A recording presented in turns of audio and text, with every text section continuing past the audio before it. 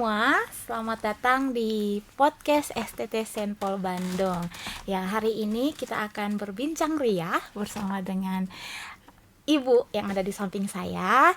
Nah, jadi hari ini kita akan bahas satu tema yang menarik ya, yaitu yang sepadan dari Allah. Nah, tapi mungkin adakah baiknya sebelum kita berdiskusi ria, kita mungkin akan berkenal terlebih dahulu dengan Ibu yang ada di samping saya pada saat ini ya. Nah, jadi Ibu yang ada di samping saya ini mungkin terlihat baru nih, belum pernah muncul mungkin ya di podcast yang sebelumnya ya Bu ya. Jadi yang Ibu yang ada di samping ini namanya Ibu Caroline Yusintawati Anggoman. Ya, maafkan saya ya Bu kalau saya menyebutkan namanya salah ya gitu. Nah, jadi Ibu ini merupakan anak kedua dari 5 orang saudara. Nah, uniknya 5 saudaranya ini semua wanita.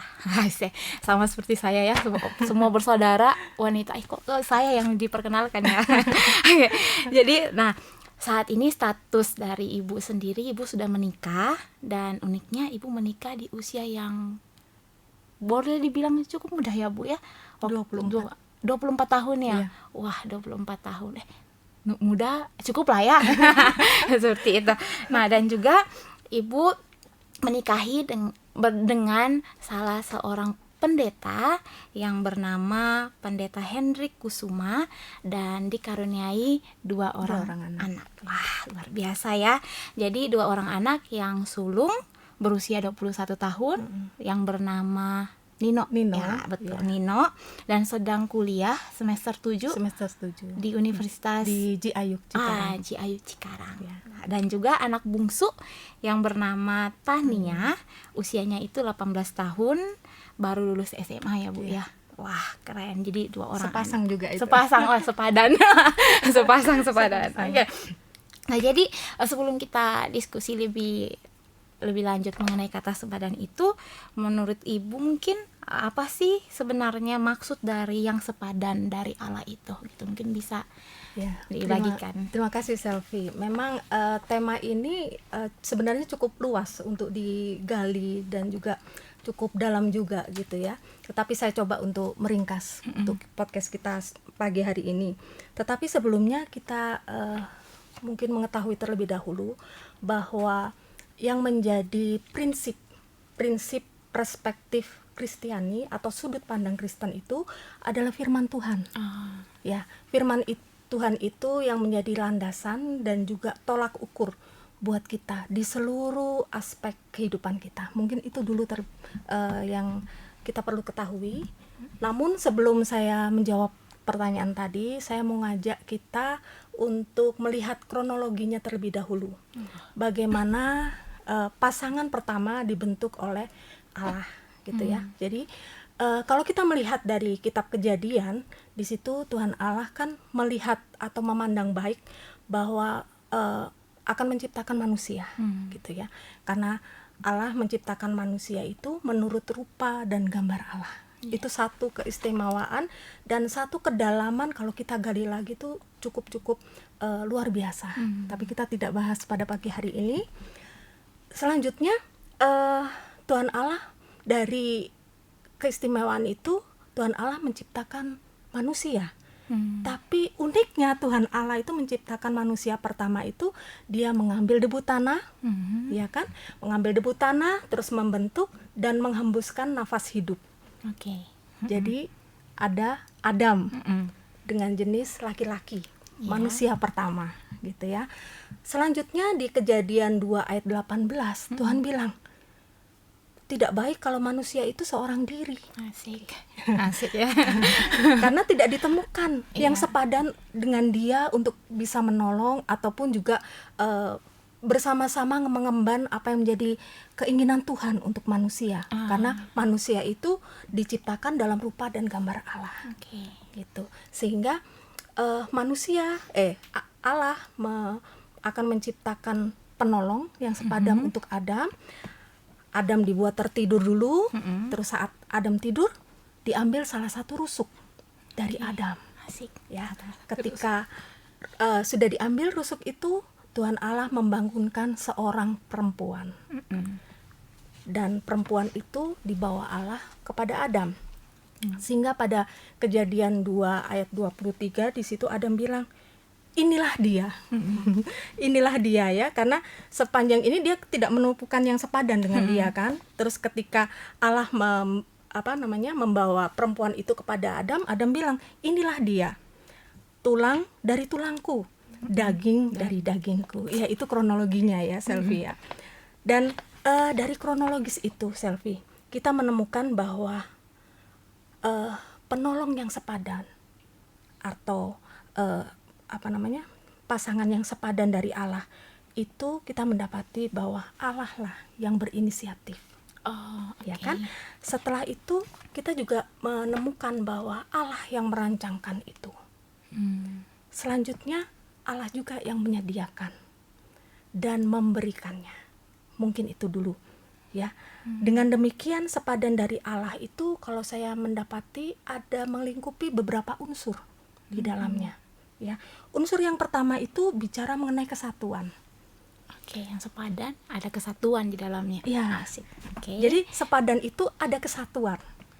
Ya, kesatuan di sini bicara mengenai seorang laki-laki dan seorang perempuan. Mungkin saya bisa ibaratkan tadi Selvi kesini saya lihat pakai sepatu ya. Iya, betul. Pakai sepatu, tetapi itu kan wujudnya sepasang sepatu. Ada sepatu bagian kaki kiri dan untuk kanan. Nah, seperti itu. Kesatuan. Sama-sama dipakai. Kalau dipakai sebelah bisa nggak? Aneh ya, pasti Aneh. kelihatannya aneh. Ya, seperti itu, sepasang gitu ya. Terus yang kedua bicara mengenai kedudukan. Ya, jadi sepadan itu secara harafiah kan artinya sejajar atau seimbang. Oke. Seperti sepatu, kedudukannya sama kan sejajar. Kalau kita pakai kan sejajar gitu kan, nggak ada yang satu dipakai di kaki, satu dipakai di tangan kan nggak, tapi sejajar gitu di bawah gitu ya. Nah, jadi bicara mengenai kedudukan di sini sejajar karena maksud Allah begini, tidak ditaruh di bawah untuk kalau di bawah diinjak atau di atas untuk apa? Untuk menduduki. Tidak seperti itu. Jadi unsur yang kedua dalam arti kata sepadan dari Allah itu adalah kesejajaran. Ya, kesejajaran. Terus yang ketiga adalah mengenai tujuan. Kesepadanan dari Allah itu bicara mengenai tujuan itu untuk dua arah, bukan satu arah. Tujuan ini, dua arah ini bisa dikemas dengan kata saling. Biasanya apa tuh kalau pasangan? Saling, ya pasti nih. Pastinya saling mencintai. Asik. Pasti itu. Saling mencintai, terus apalagi ya Selvi ya? Saling melengkapi. Asik gitu tuh pasti kalau itu sudah harus saling melengkapi, terus saling membantu, menolong itu pasti ya. Apalagi kalau pacaran sudah pasti gitu ya. Tetapi ada juga nih saling mengampuni, saling menerima. Ya pokoknya saling semuanya. Saling menyempurnakan, saling mengembangkan. Itu tujuannya. Jadi sepadan dari Allah bicara mengenai kesejajaran itu dua arah. Ya, jadi dikemas dengan kata saling. Terus yang tadi yang tujuan ketiga ya, sorry. Terus yang keempat itu bicara mengenai rohani dan nilai. Ya, karena kesepadanan dari Allah itu yang memampukan manusia untuk mengembangkan nilai hidup Kristiani. Ya, jadi di dalam kerohanian kesepadanan dari Allah itu memampukan manusia mengembangkan nilai-nilai hidup Kristiani. Dan secara holistik pastilah akan terjalin relasi yang dekat dengan Tuhan untuk tujuan kembali lagi memuliakan Tuhan. Mungkin itu. Agak panjang ya saya jelaskan ya. Sangat menarik ya. Jadi jadi dalam kata sepadan itu ada kesejajaran untuk saling melengkapi dan diperlengkapi. Apakah seperti itu, Ibu? Iya. Jadi ada kesatuan, ada kedudukan, ada tujuan, ada rohani dan nilai. Asik, itu cukup jelas ya teman-teman. Ya. Nah, jadi kalau dari kata sepadan ini kan tadi Ibu juga bahas tentang dari segi rohaninya gitu. Nah, kalau kita melihat dalam Alkitab ya, contoh Alkitab gitu, ada nggak contoh-contoh tokoh Alkitab yang menurut Ibu nih mereka nih benar-benar pasangan yang sepadan dari Allah begitu, yang dapat kita contoh gitu? Iya, sebenarnya banyak dari Alkitab ya. Yang saya ingat seperti siapa? Yusuf dan Maria gitu, Ruth dan Boas, dan ada banyak lagi. Tapi untuk saya pribadi, saya mengagumi itu sosok pasangan Aquila dan Priscilla. Aquila dan Priscilla, siapakah mereka? Ya, karena Priscilla dan Aquila itu sebenarnya memang tidak terkenal ya, nggak terkenal Yusuf dan Maria, Ruth sama Boas. Tetapi saya terinspirasi karena walaupun mereka tidak terkenal, tapi mereka berdua itu memiliki komitmen untuk melayani Tuhan dengan sungguh. Seperti itu menginspirasi dan juga ya yang saya kagumi. Untuk saya pribadi ya, salah satu tokoh pasangan. Ya. Berarti melayani mereka apa ya? Maksudnya dalam melayani itu mereka benar-benar apa ya, kayak punya keseimbangan antara melayani Tuhan dan juga melayani sebagai pasangan begitu. Ya, jadi mereka berdua. Jadi bukan bicara masalah pribadi, tapi mereka seirama, seiring gitu, tekun melayani Tuhan secara bersama. Itulah sepadan, selaras sih. Itu yang menginspirasi kami. Ya, keren-keren. Nah, Ya, mungkin Ibu bisa nih share-share dengan kita, karena Ibu mungkin sudah lebih berpengalaman dari, mungkin ada penonton-penonton dari STT Saint Paul Bandung ini mungkin masih jomblo ataupun sudah berpasangan, mungkin perlu dengar nih pengalaman dari Ibu terkait mendapatkan pasangan yang sepadan itu. Iya, sebenarnya ketika saya menikah itu saya belum belajar teologi ya. Tetapi hal kerinduan untuk pengenalan akan Tuhan dan rindu untuk berkenan di hadapan Tuhan itu sudah ada ketika saya di sekolah minggu. Jadi pemahaman itu menolong saya. Nah, ini menyimpang sedikit ya. Saya mau menyemangati untuk para pemirsa atau penonton yang menjadi guru-guru sekolah minggu ya. Tetap bersemangat. Tetap bersemangat karena kalian itu istilahnya memiliki andil atau peran penting untuk pasangan-pasangan muda saat ini. Termasuk saya salah satunya gitu ya. Jadi Selvi, saya berdoa untuk pasangan itu mulai SMP. Wow, SMP. Bukan berarti saya SMP sudah mulai mencari pasangan, bukan, tapi saya mendoakan. Karena saya mendapat tuntunan atau mendapat bimbingan dari, bukan guru sekolah minggu saya membimbing saya untuk berdoa untuk mengenai pasangan, bukan, tetapi guru-guru saya itu waktu itu menginspirasi saya untuk mendoakan masa depan, dan salah satunya pasangan. Dan saya mulai mendoakan, menggumuli dalam doa, menyisipkan di dalam doa saya itu mulai saya SMP. Gitu. Dan saya menemukan keseriusan itu ketika usia 22 tahun dan bertemu dengan salah seorang yang sekarang menjadi suami saya. Kami bertunangan 2 tahun. Tapi sebelum bertunangan dan sebelum benar-benar pacaran itu begini, mungkin pertimbangan kami itu banyak ya. Jadi untuk deal benar-benar mau menjadi pasangan atau berpacaran gitu, kami ambil waktu 3 hari. Mungkin kuno banget ya. Kuno banget untuk berdoa. Karena apa? Kami mau serius. Kami mau sama-sama serius supaya kami benar-benar berkenan di hadapan Tuhan, dan kami benar-benar mendapat kesiapan hati dan mendapat konfirmasi daripada Tuhan. Itu 3 hari kami berdoa. Setelah itu baru kami pacaran, dan setelah 1 minggu kami tunangan. Wow. Karena kami tunangan juga 2 tahun, karena kami beda kota juga, dan saya bekerja, dan suami saya calon saya waktu itu ya sedang melayani di Jakarta, seperti itu. Dan setelah itu ya kami menikah. Saya usia 24 tahun, dan saya mendapati ya benar, sepadan itu memang satu yang dari Tuhan itu yang membekali saya, karena ada satu prinsip dan landasan. Karena saya menyadari kami bukan pasangan yang sempurna, tetapi kami bersama bergandengan tangan dan saling belajar, mau belajar terus untuk menjadi sempurna. Karena kami tahu siapa yang menjadi kepala kami gitu, apa yang menjadi landasan hidup kami. ada dinamika, ada suka duka, tapi kami nikmati secara bersama, jalan terus.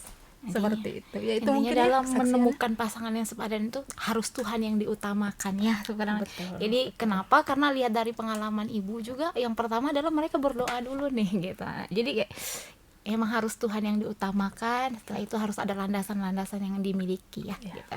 Ya, sangat menarik Ibu. Nah, Ibu di sini beberapa hari yang lalu itu dari admin mereka ada kayak kasih pertanyaan-pertanyaan gitu di sosial media, dan ada beberapa dari para followers, followers itu ada yang merespon dengan pertanyaan-pertanyaan terkait tentang pasangan yang sepadan ini. Ada yang bertanya nih, pertanyaan yang pertama Ibu. Ya. Kalau pasangan beda agama, apakah itu pasangan yang sepadan atau tidak, Ibu? Ya, kalau menurut saya mungkin bisa berpasangan. Tetapi kalau dengan dikaitkan dengan sepadan dengan Allah, kalau kita kembali lagi nih kepada prinsip pandangan Kristiani, sepadan dengan Allah itu landasannya selalu firman Tuhan. Tolak ukurnya juga firman Tuhan. Dan di sini sudah jelas menjawab itu. Ya. Sudah temukan jawabannya. Oke, jadi seperti itu ya. Terima kasih Ibu. Lalu ada lagi nih Bu, bagaimana caranya mengetahui bahwa pasangan yang kita punya atau pacar yang kita punya sekarang itu pasangan yang sepadan dalam konteks pacarannya ini Bu ya? Ya, itu saya alami juga. Walaupun 3 hari berdoa, tetapi begini, kan kita tidak mendengar langsung nih Tuhan bilang seperti Adam kan langsung diberikan gitu ya kepada Allah, sudah tahu nih tutup mata bangun-bangun ada ya, bangun-bangun sudah ada Hawa gitu kan. Tapi kalau kita kan tidak gitu kan, apakah kita itu jadi penolongnya dia gitu kan. Nah di situ ingat landasan kita dan kepada siapa kita menggumuli dalam doa. Dan yang saya pegang bahwa Allah itu bukan Allah yang suka main teka-teki. Kan dibilang kalau kita mencari, kalau kita bertanya atau kita itu, Tuhan pasti akan membuka. Sehingga apa? Kita akan mendapatkan konfirmasi tanda-tanda yang jelas ketika kita menggumuli di dalam doa.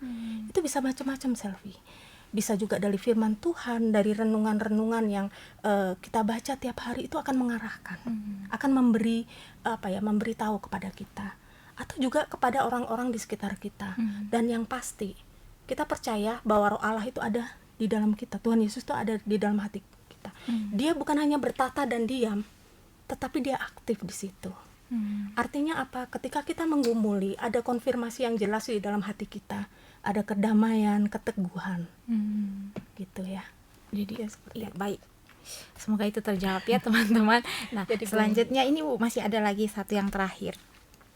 Di sini dikatakan, saya tahu bahwa pasangan saya tidak terlalu rohani. Apakah dia pasangan yang baik buat saya? Ya, kembali lagi ketika kita menggumuli dan kita mendapatkan konfirmasi, itu yang akan menuntun kita, menuntun pemikiran kita, menuntun hati kita di hadapan Tuhan. Karena kalau dibilang apakah itu baik buat kita, seringkali kita mendapati itu versi dari pikiran kita sendiri. Seperti itu. Tetapi kalau kita menggumuli Tuhan, apakah benar ini untuk saya atau tidak, itu pasti ada tanda-tandanya yang diberikan oleh Allah. Dan ketika tanda itu datang, ingat, kalau kita mau mau mendapatkan pasangan yang sepadan dari Allah, kita harus menanggalkan ego dan juga perasaan cinta yang eros itu, gitu ya. Kan kita mau berkenan di hadapan Allah, mendapatkan yang terbaik buat kita. Jadi kita harus mengutamakan Allah terlebih dahulu, walaupun kita mencintai, walaupun kita mengasihi. Seperti itu. Jadi digumuli. Jadi saya tidak bisa bilang itu baik atau tidak. Kita harus menggumuli dan juga menemukan konfirmasi itu. Karena tadi saya bilang kan ada 4 unsur itu yang menjadi landasan itu ya. Ya, berarti yang cara kita menemukan yang sepadan itu adalah kita harus tetap selalu berpatokan pada landasan kita itu ya, landasan kita dengan Tuhan, yang pastinya adalah firman Tuhan itu sendiri ya, yang harus kita jadikan sebagai patokan kita untuk mendapatkan atau menemukan yang sepadan dari Tuhan itu. Dan jangan lupa, bagi kita yang masih muda, karena saya masih muda, mungkin kita bergumul bagaimana sih untuk mendapatkan pasangan yang sepadan ataupun Pokoknya kita bergumul lah dengan hal itu. Jangan lupa untuk mengutamakan Tuhan, untuk mendoakan hal itu.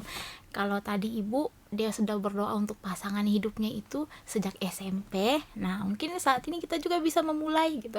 Kalau Tidak mencari, terlambat. belum terlambat, belum ada Belum kata terlambat. Jadi kita bisa memulai itu, doakan itu, gumuli itu sambil tetap mempunyai landasan daripada firman Tuhan untuk menemukan yang sepadan itu. Ya, baik Ibu. Ya. Terima kasih. Saya rasa Sama-sama. podcast kita hari ini sangat Ya, menarik terima dan kasih. sudah cukup, dan saya mau terima kasih sekali lagi kepada Ibu untuk waktunya. Sama-sama bersama-sama sudah dengan mengundang kita. saya Oh juga. iya.